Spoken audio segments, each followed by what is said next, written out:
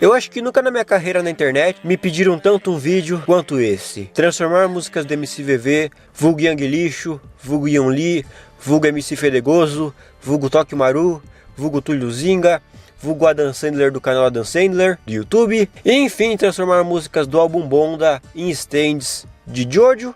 E eu não vou mentir, desde que eu recebi o primeiro comentário pedindo isso, eu não fui muito com a ideia, não porque eu odeio Bonda ou qualquer coisa que o Gemaplis toque, não, muito pelo contrário, ao longo do vídeo vocês vão ver que é justamente o contrário, mas mais porque eu sinto que essas pessoas não estavam vendo a minha duologia de vídeos transformando músicas em stand de Jojo, e minha outra duologia transformando músicas brasileiras em stand de Jojo, com a cabeça certa. Talvez elas estejam vendo esses vídeos com um olhar muito da resenha. E apesar de eu conduzir esses vídeos com um tom bem humorado e descontraído, eu ainda assim levava essa série de vídeos bem seriamente, tanto que eu tô com um projeto de lançar um quadrinho com os personagens que eu crio aqui pro canal, e eu tô levando isso muito a sério, tão a sério que nem me passou pela cabeça criar um poder baseado em uma música sobre casos românticos com o Shadow Ouriço ou com a Fenda do Biquíni inteira. Mas por outro lado, eu sou muito fanboy do Vito, ele é um dos poucos cabras que entra ano e sai ano, eu continuo acompanhando o trabalho dele. E até atualmente que o cabra deu uma aposentada do YouTube, eu me pego revisitando muitos vídeos dele, porque dá pra ver que ele tem paixão pelo que ele faz. Ele desenha, faz jogo, faz música, por vários pseudônimos diferentes, tem 2050 canais diferentes espalhados pelo YouTube, e eu acompanho esse cabra desde 2017. Eu sei trechos de vídeos dele de cor, eu desenho desde que eu me entendo por gente, mas eu só comecei a desenhar pra valer mesmo profissionalmente, com mais de um desenho por dia, por conta do vídeo dele mostrando os desenhos dele mais novo. Eu tenho recorde de comentários no JF e eu passei mais de 100 dias pedindo a participação do Simpson Gamer no canal. Inclusive, faça isso acontecer, pelo amor de Deus. E por conta de todo esse tempo assistindo o JF, eu sei de mais histórias da vida do Vito do que eu sei de muito amigo meu. Sei da história da primeira mensagem que o Saik enviou pra ele, de tanto que ele repetiu essa história exaustivamente no canal. Sei que ele gosta muito de Old Boy, Grande Hotel Budapeste, Nem Todo Mundo é Perfeito, e Homem-Aranha do Sam Raimi, e odeia a Bruxa de Blair e o espetacular Homem-Aranha, de tanto que ele falou do seu repertório cinéfilo em todos os seus canais, em toda oportunidade que ele podia. E é até meio vergonhoso falar isso em voz alta, porque parece que eu sou um fã lunático do cabra, mas é pra vocês verem que eu realmente gosto do trabalho do cara, porque ele é diferenciado. E é justamente por eu gostar tanto dos vídeos, tanto das músicas que o Vito produz, que eu decidi atender o pedido de vocês, mas também não o limitando a apenas um álbum de shitpost, e sim visitando várias faixas da carreira musical do cabra, porque ela é muito mais do que só um álbum de shitpost. Que sim, eu gosto bastante de Bonda, mas seria difícil e meio chato ficar pensando demais para criar um poder complexo baseado em Caipira Life. E enfim, sem mais enrolação, bora pro vídeo.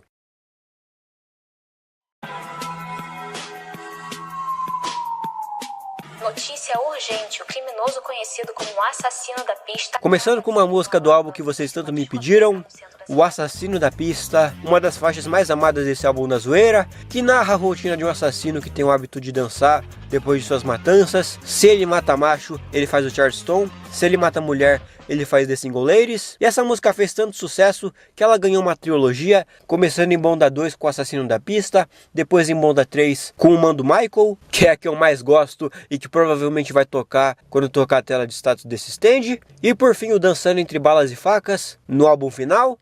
E pra falar a verdade, eu não tinha muitas opções de músicas de Bonda para transformar em stands, porque obviamente ia ser ou o Assassino da Pista ou o Exorcista da Família, porque convenhamos que eu não estava muito afim de fazer um poder baseado em Big Crack ou um Natal Legal.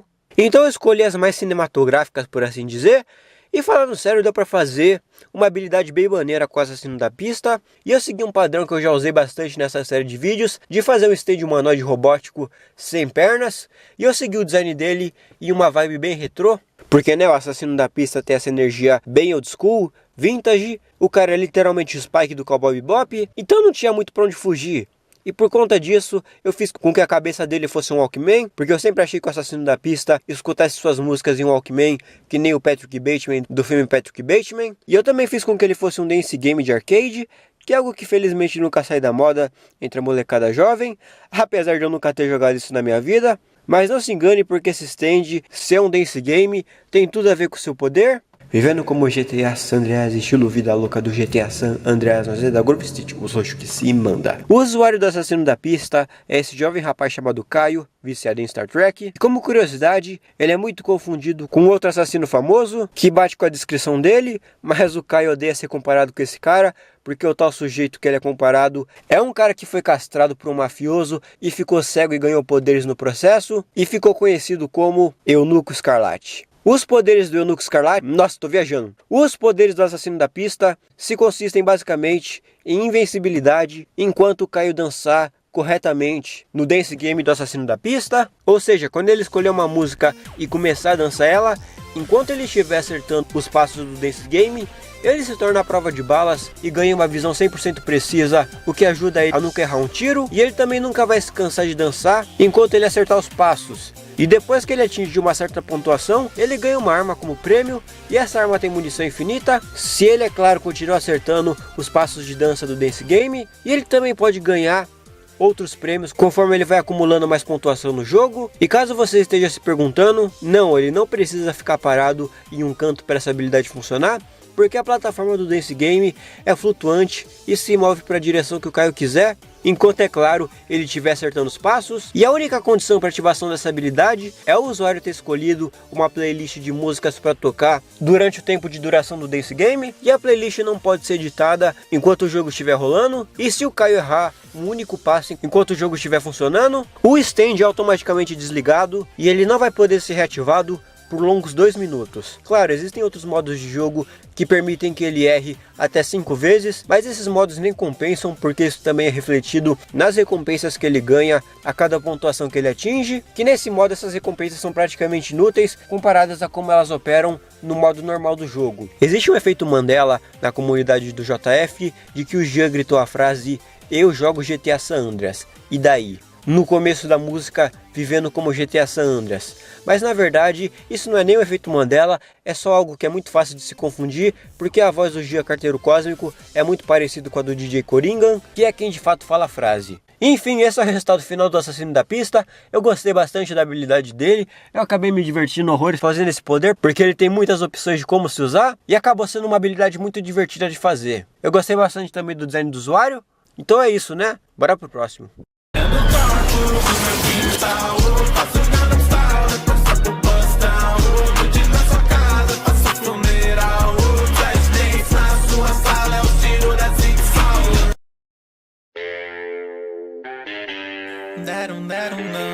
Seguindo aqui com uma música que sinceramente é uma das minhas músicas favoritas do Gameplays, Da Vinci Code é um som extremamente divertido e contagiante, onde nós acompanhamos a emocionante história do dia que o Biff e o Vito invadiram o Museu do Louvre e fizeram a limpa lá.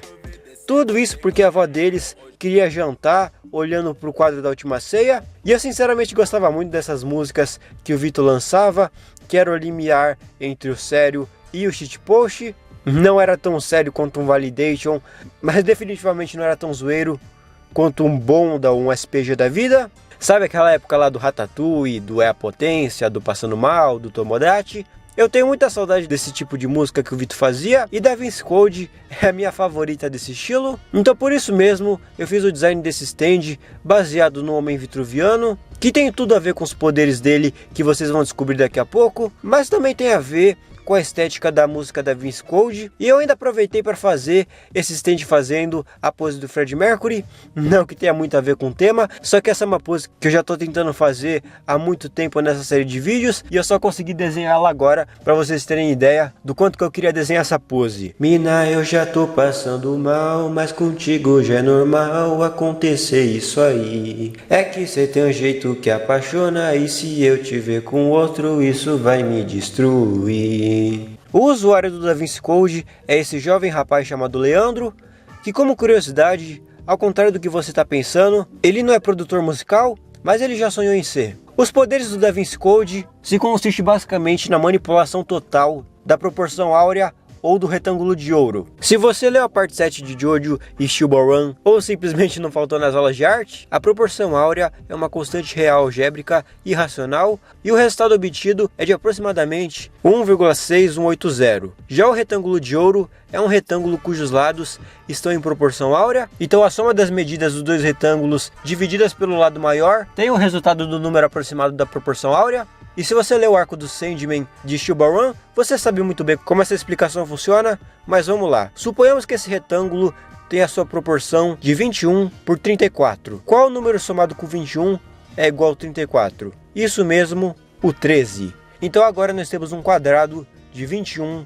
por 13. Qual número somado com 13 deu 21? Isso mesmo, o 8. E qual o número que foi somado com 8 que gerou 13? Isso mesmo, o 5. E qual número somado com 5 deu 8?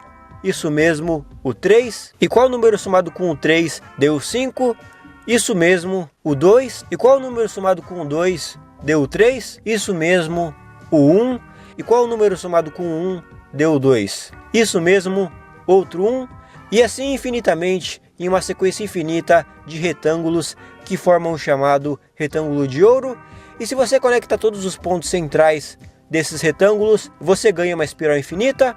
E curiosamente essa espiral está na capa do álbum final de Bonda. E o poder do Da Vinci Code se consiste na total manipulação do retângulo de ouro. Quando o Leandro ativa essa habilidade, ele se torna intocável e praticamente invencível, porque o poder do Da Vinci Code coloca o Leandro em um retângulo dourado imaginário, que faz com que ele sempre esteja no próximo retângulo da sequência infinita. Assim, se algo tentar acertar o Leandro, esse golpe nunca irá acertá-lo, porque para que isso ocorra, essa pessoa teria que passar por todos os retângulos infinitos e o Leandro sempre estaria no próximo. Dessa forma, ele se torna simplesmente intocável e sua habilidade é considerada por muitos como sendo invencível.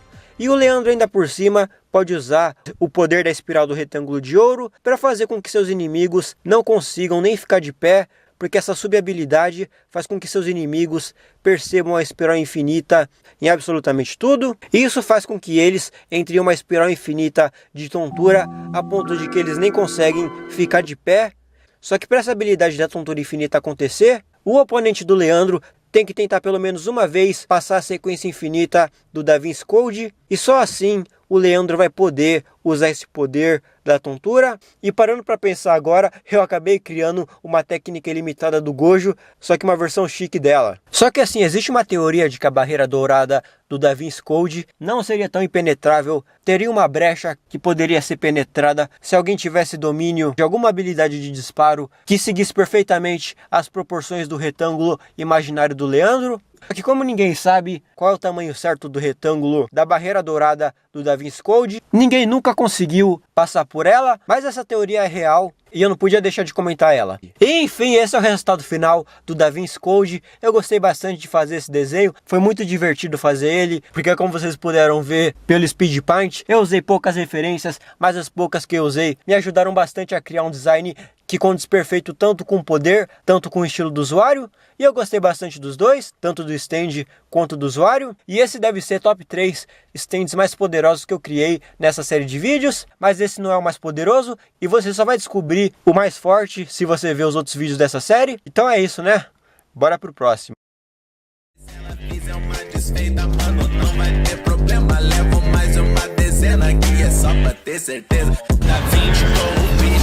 Nós tá invisível, incrível na noite. O kit, mano, é missão impossível. Então aumenta a segurança. Então corre, fecha as trancas. Que seus moleques chegar, eles apagam tua banca.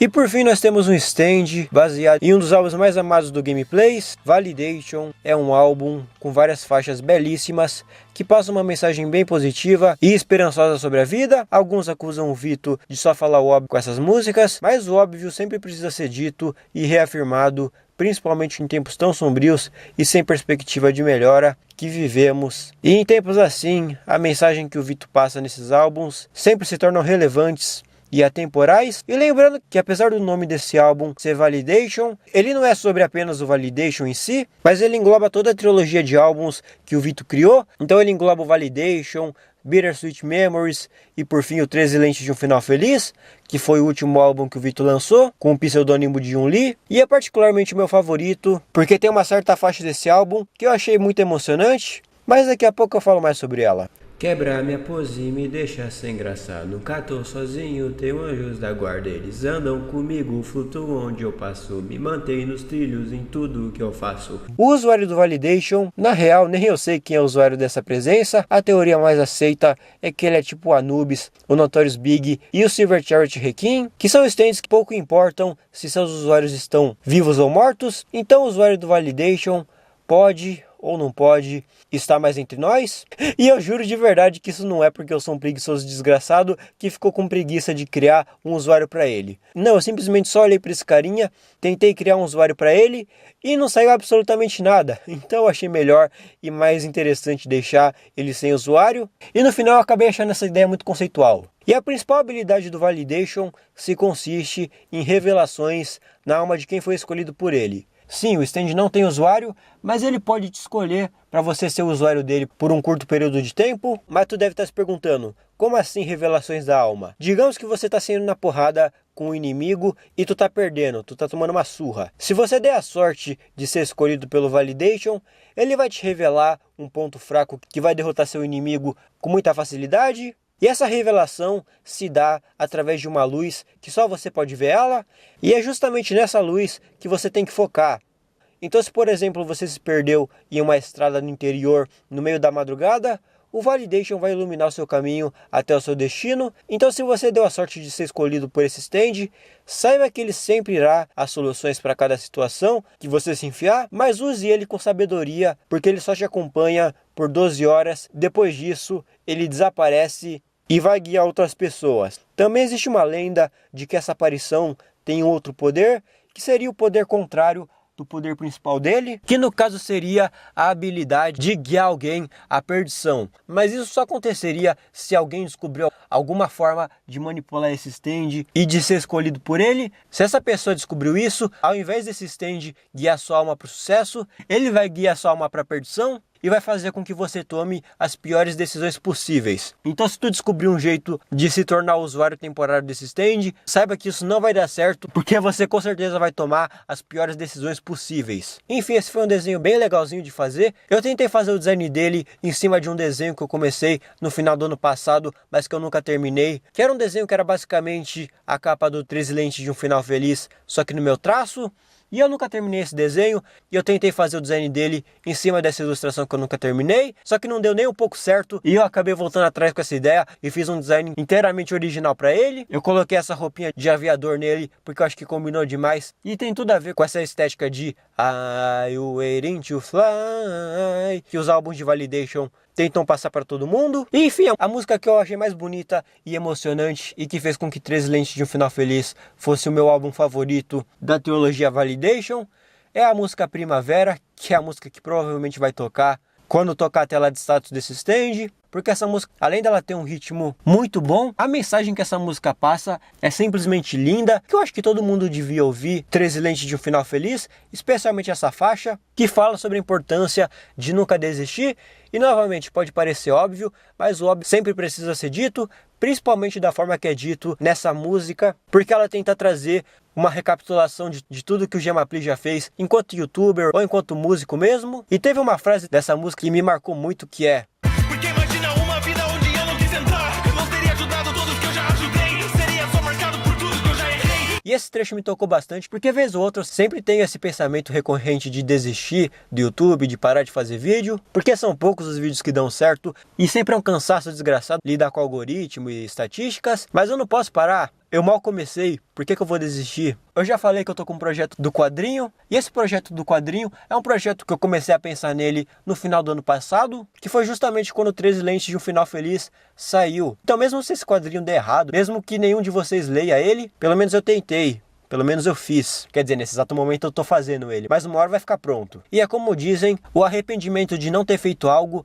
é muito pior do que o arrependimento de ter feito algo. porque pelo menos você tentou. Você pelo menos tentou abrir a sua loja de coxinha. E pode ter certeza que o seu arrependimento seria muito pior se você não tivesse feito ela. E isso vale para qualquer coisa, vale para um canal no YouTube, vale para um desenho que você está tentando fazer e não conseguiu. Então pelo menos tenta começar a fazer aquilo que você sempre quis, porque é como o próprio Victor diz na música, se eu não tivesse tentado, eu não teria ajudado. Todos que eu ajudei, seria só marcado por tudo que eu já errei. E além desse verso que eu acho muito bonito, essa música também fala muito sobre pessoas na defensiva que não conseguem falar sério, não conseguem ser sinceras e elas sempre ficam na defensiva. E essas pessoas que ficam muito na defensiva geralmente são as mesmas que falam que as músicas do Vitor só falam óbvio. E essa mesma música diz para essas pessoas usarem essa defesa e buscarem um pouco de amor próprio e não perderem seu tempo dizendo que o Yoon Lee só fala o óbvio. Essa parte da música me pegou bastante, porque esses versos conseguiram resumir bem muita coisa que eu penso sobre sinceridade e sobre como não ser sincero às vezes pode fazer com que você caia